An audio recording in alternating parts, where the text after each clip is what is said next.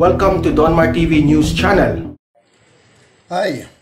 Una, kagabi nga ho may nag-message sa akin, nagtatanong, ano ang reaksyon mo kay Rapi Tulfo tungkol sa sinasabi niyang 16 million versus 42 million. Natatapatan daw di umano ni Rapi Tulfo ang 16 million. In fairness sa mama, wala naman akong narinig doon mismo sa aktual na video na napanood ko na binamention niya si Pangulong Duterte. Wala rin naman akong naano, pero ang dating wala man siyang rektahan na sinasabing ganyan na pangalan. Sino ba ang may boto na 16 million? Hindi ba si Pangulong Duterte?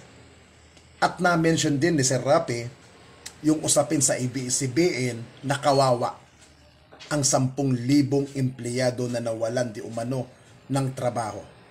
Alam mo Sir Rapi, unang-una, idol kita.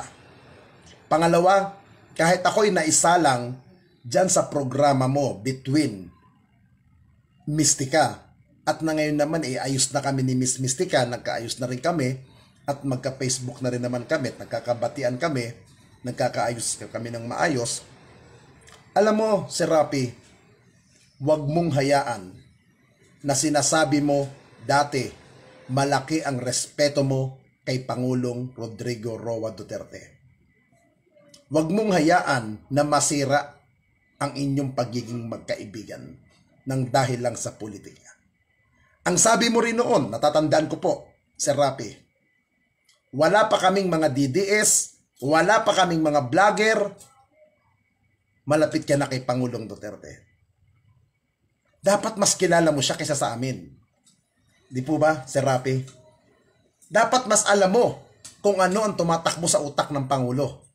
Kasi natatandaan ko yung sinasabi mo noon, nung sinalang mo ako sa programa mo, para kaming nakatungtong sa bangaw, ay sa kalabaw, nakala namin ikalabaw na rin kami. Yun yung binitawan mong salita sa akin, natatandaan ko po yun. But ganun pa man, Sir Rapi, hindi ako nagsasama ng loob sa'yo dahil naintindihan ko yan programa mo yan, style mo yan.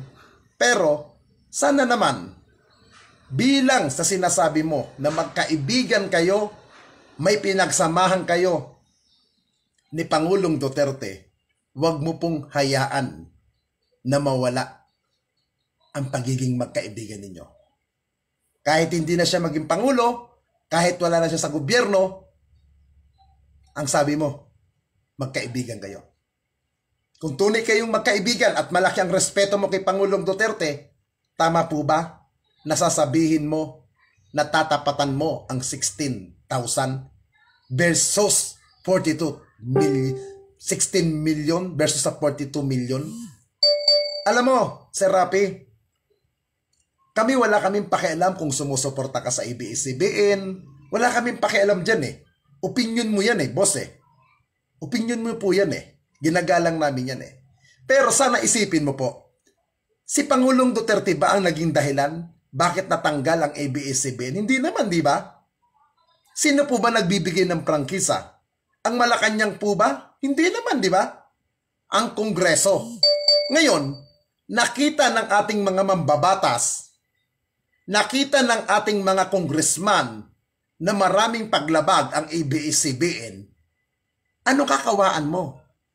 Yung 10,000 sinasabi mo na empleyadong nawalan o papayagan nyo po na manatili ang pagpapatakbo ng ABS-CBN na hindi nila inaayos ang problema nila sa gobyerno?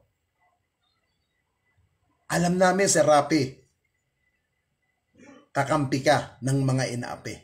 Galit ka sa mga abusadong tao. Galit ka sa mga tiwaling negosyante. Bakit iba po atang nangyayari ngayon? May nasasabi ka pa kan sa video mo na 10 months na lang yan. Ano pong ibig sabihin nyo, Sir Rapi, na 10 months? 10 months na lang ba ang Pangulo? Totally, Sir Rapi, gamit na gamit nyo po ang administrasyon na to. Napakinabangan nyo po ng pamilya mo ang kasalukuyan administrasyon ni Pangulong Duterte. Tama ang sinabi ng isang vlogger. Binitawan ba kayo ng administrasyon ito? Nilaglag ba kayo sa naging issue ng inyong kapatid na naging sekretary? Di po ba hindi? Sana naman, Sir Rapi, alam mo ang salitang respeto, ang paggalang. Dahil ang sinasabi mo, tatapatan mo ang 16 million, supporter mo din ho yan. Yan din po ang nagpapalago sa inyong channel. At higit po sa lahat, Sir Rapi, tandaan po natin, hindi panghabang buhay ang pamamayagpag ng pangalan. Hindi panghabang buhay ang kasikatan. Ang lahat ay may lumilipas. Kumukupas ang kinang. Sana po, Sir Rapi, ulitin ko po, huwag niyo pong hayaan masira ang inyong pagiging magkaibigan, pagiging malapit sa sinasabi mong si Pangulong Rodrigo Roa Duterte. Alam ko po, maaaring nasabi mo yan, dala ng bugso ng damdamin mo, dahil may kaibigan ka roon na nasaktan, na hindi mo matanggihan, or meron kang kaibigan doon na malaki ang utang na loob mo. Pero Sir Rapi, tandaan po natin, kung inayos ng ABS-CBN ang problema nila, hindi sana umabot sa punto na sila'y mapapasara. At sana po, Sir Rapi, tandaan po natin, huwag po natin ilagay ang kasikatan sa ulo natin.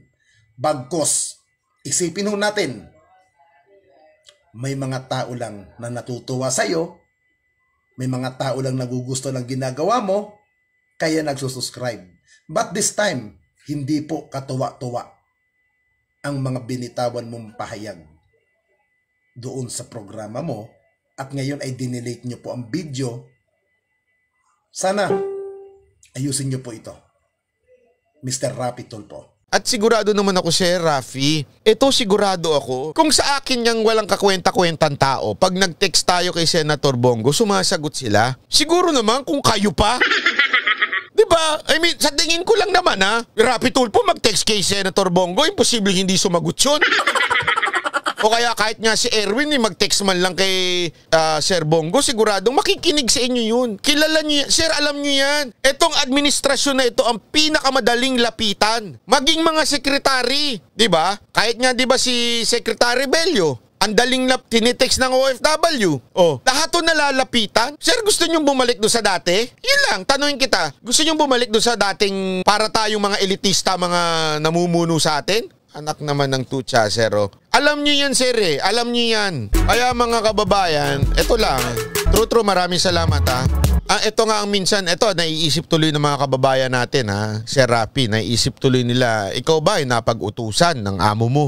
O, wala ka naman sigurong amo. Sabi mo malamang wala. Pero, hindi natin maiiwasan na tanungin ng mga kababayan. Rex Mandia, salamat po. Hindi natin maiiwasan na yung mga kababayan natin ay magduda dahil kayo ay nasa News 5, which is pagmamay-ari ni MVP, kaya nyo binabanatan na ngayon si Pangulong Duterte. Kaya tuloy yan ang naiisip ng iba. Alam naman natin na mga magkakalaban sa negosyo ay ang mga MVP, sila Lopez, sila RSA. So, baka lang naman ha. Ito yung mga iniisip ng mga taong bayan na baka naman, Sir, dahil sa medyo natatamaan na masyado si MVP kaya kayo humihirit ng ganyan. Yan na, tanatanong ko lang naman ho, Sir.